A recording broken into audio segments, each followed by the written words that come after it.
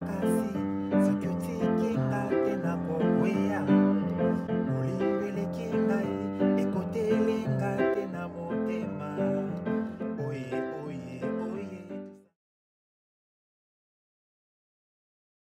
l'exemple du football. Pourquoi est-ce qu'on dit qu'un but marqué à l'extérieur vaut double? Mais c'est parce qu'on suppose que quand vous vous retrouvez là pour faire votre match, vous avez la motivation. Très bien. Mais voici que cette motivation que vous avez va se retrouver renforcée par les gens qui vous applaudissent parce que vous êtes chez vous. Ça vous donne encore plus d'énergie. Ça vous montre l'importance de la vie affective. Nous allons parler des affects. On appelle affect ou phénomène affectif les impressions d'agréable ou de désagréable que nous allons éprouver lorsque nous sommes touchés par une excitation quelconque.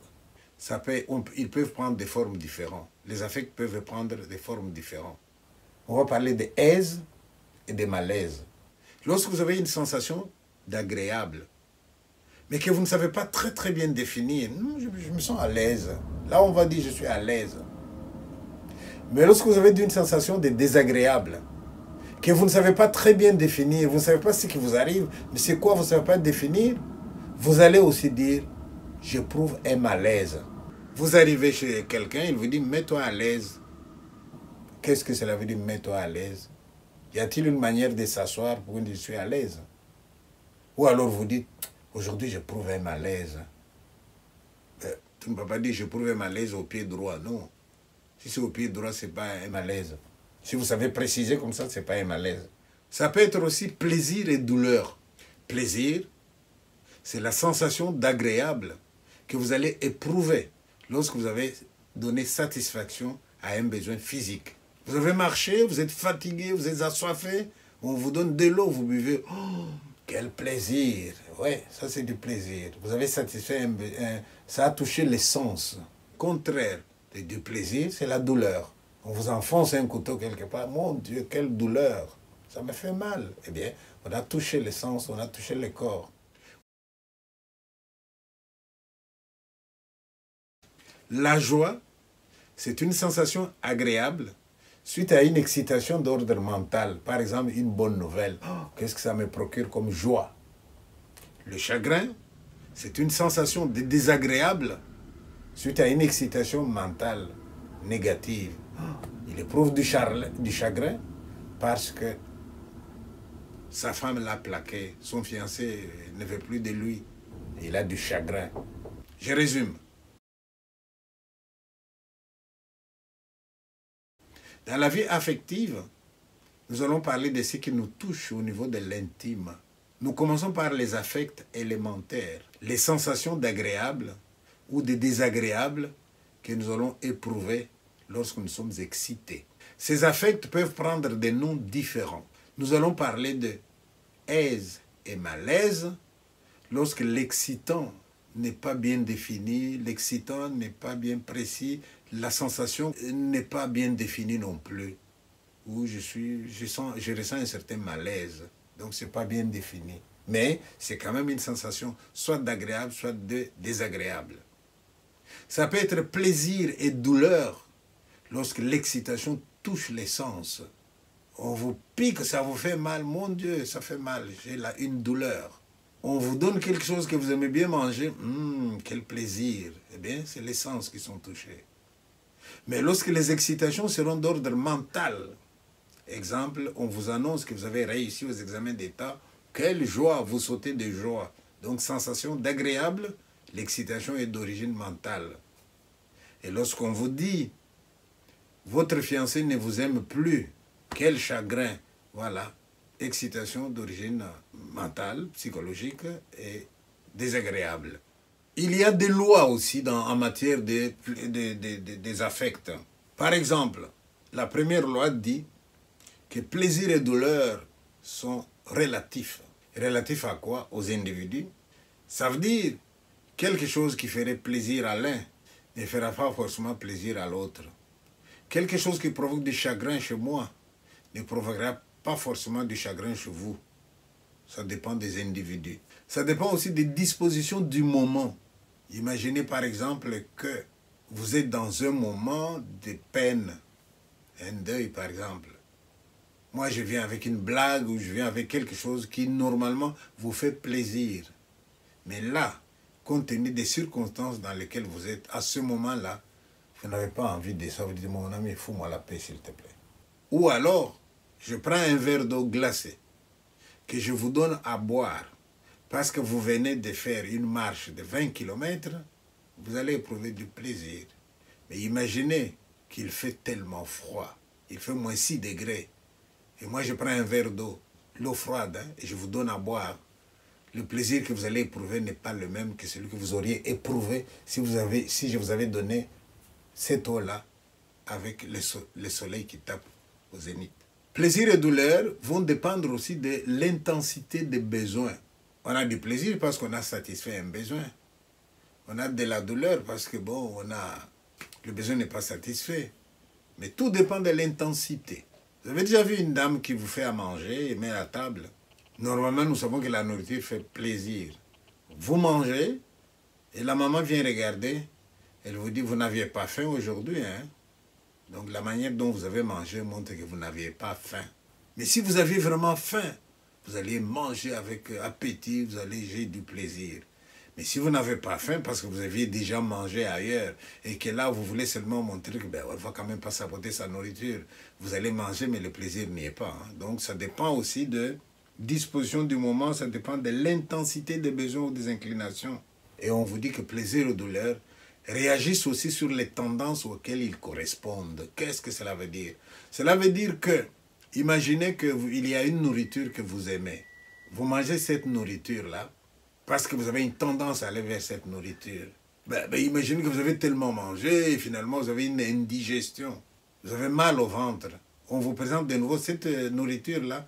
Eh bien, la tendance qui vous pousse vers la nourriture-là n'est plus là. Par contre, ça va être peut-être la répulsion. Ça va faire le contraire. C'est pour ça qu'on dit plaisir et douleur réagissent sur les tendances auxquelles ils correspondent. C'est le moment de parler maintenant des émotions et des sentiments et même des passions.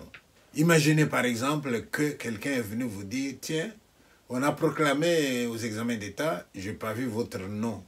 Et vous, vous êtes triste, vous êtes inconsolable. Vous vous demandez quand mon papa va venir, qu'est-ce que je vais lui dire? Et voilà que papa vient le soir, il apporte le journal avec les résultats. Et il vous donne le journal en vous félicitant, il vous montre votre nom. Et vous, au lieu de sauter de joie, vous commencez à pleurer. C'est que vous êtes dans un état de choc. Vous éprouvez une émotion. Donc, l'émotion, c'est un état affectif intense et violent qui nous arrive dans des circonstances graves de notre vie. Vous êtes à l'école? Très bien. Vous avez laissé tout le monde à la maison? Oui. Et puis votre téléphone sonne pendant la récréation, vous prenez, reviens vite à la maison. Ton ami vient de tomber, il est décédé. Aïe, et vous avez un choc. Donc l'émotion est un état affectif, intense, violent, qui arrive lors des circonstances graves de notre vie. Il a comme caractéristique d'être intense et violent, mais il ne dure pas aussi longtemps que les sentiments, comme nous allons voir. Et l'émotion trouble la vie normale d'un individu. Quels sont les effets de l'émotion? Quand on est en émotion, qu'est-ce que ça peut donner comme effet? Il y a un état d'excitation physiologique. On peut voir quelqu'un qui tremble. On peut voir quelqu'un qui va faire pipi, hein? Quelqu'un qui transpire. Donc vous voyez, même le corps est sollicité. Il va avoir des mouvements d'expression et parfois même un trouble de la personnalité. Mouvement d'expression et trouble de la personnalité, c'est ce qui va faire que on donne des lettres. Et on lui a donné une lettre. Et vous êtes un ami, vous êtes à 20 mètres de là. Vous regardez seulement sa réaction, vous courez. C'est quoi? Qu'est-ce qui est arrivé? Comment savez-vous qu'il y a quelque chose qui est arrivé? Eh bien, c'est l'expression de son visage, de son corps. Et puis, comment il est là maintenant. Et on dirait qu'il est troublé. Eh bien, ça, c'est les effets de l'émotion. On peut classifier les émotions en émotions primaires et émotions complexes. L'émotion primaire, c'est par exemple la colère. Vous êtes en colère. Ça, c'est une émotion primaire. L'émotion complexe, c'est par exemple la haine ou la peur. Vous savez, la colère, on va dire c'est primaire parce que vous êtes en colère pour quelque chose de précis.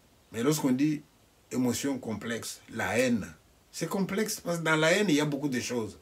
Dans la haine, il peut y avoir de la jalousie. Dans la haine, il peut même y avoir de l'admiration de cet homme-là que vous voyez ici. Il est tellement brillant que devant lui, vous avez un complexe. Et tout ça mélangé, vous dites, je ne l'aime pas. Voilà. Que retenir maintenant de sentiments? Il faut retenir pour les sentiments que sentiments et émotions, ce sont des états affectifs de même nature, mais avec la différence que au moment où on dit que l'émotion est violente, le sentiment, lui, il est un peu atténué. Au moment où on va dire que l'émotion est peu durable, le sentiment, lui, il va durer dans le temps.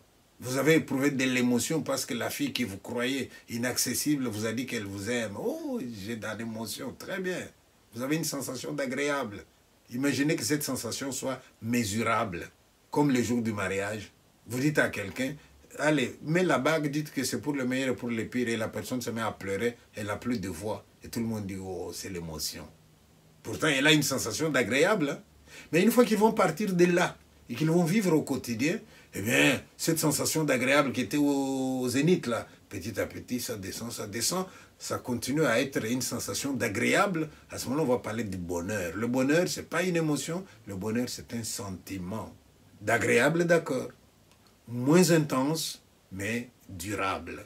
Ça, c'est ce qu'on appelle le sentiment.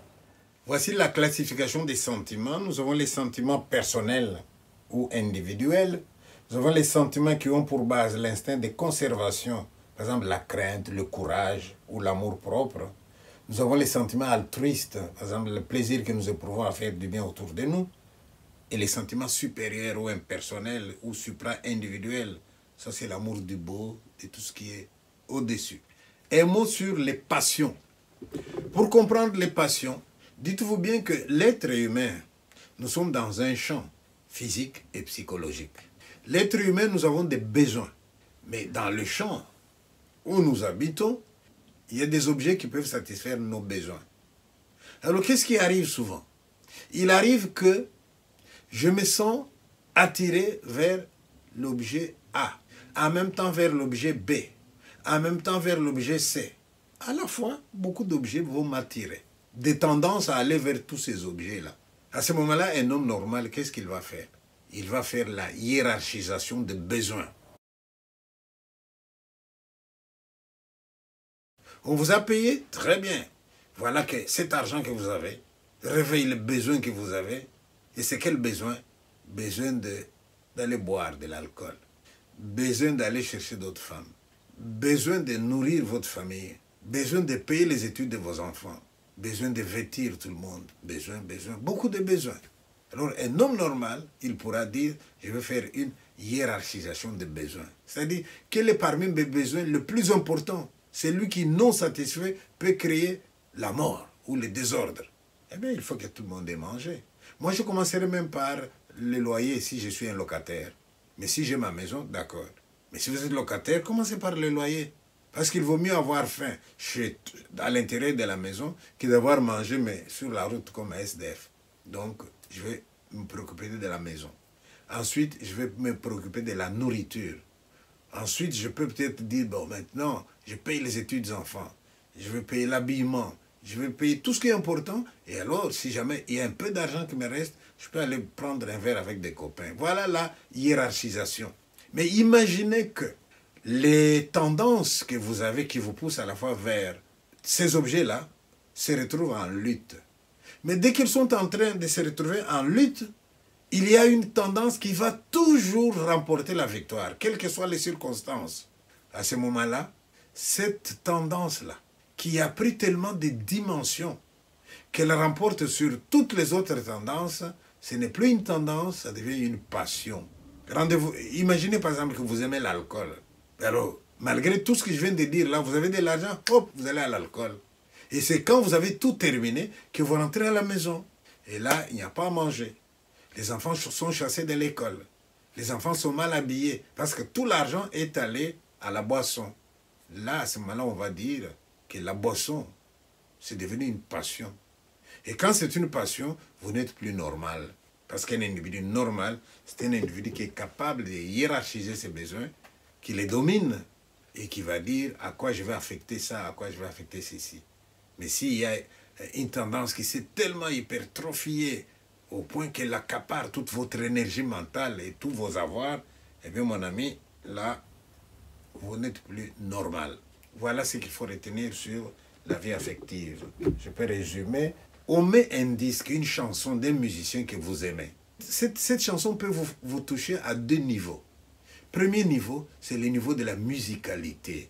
Une belle voix, une bonne guitare, bon arrangement, une belle chanson. C'est intellectuel ça. Mais cette chanson peut aussi vous toucher au plus intime de vous-même, au plus profond de votre intimité. Alors là, vous allez voir quelqu'un, il commence à verser des larmes. Mais pourquoi vous versez des larmes? Cette chanson-là, la chanson lui rappelle un événement heureux. Il y en a même à qui la chanson peut rappeler un événement malheureux. Et il peut même vous dire, s'il vous plaît, arrêtez cette musique-là. Il l'a touché sur le plan intime. C'est alors que nous avons parlé des affects. Aise, malaise, plaisir, douleur, émotion et sentiment. Et toute cette vie affective peut servir de catalyseur ou de frein lorsque nous sommes en train de poser des comportements, même si ces comportements sont motivés. La prochaine fois, nous allons continuer avec la vie cognitive. Je vous remercie.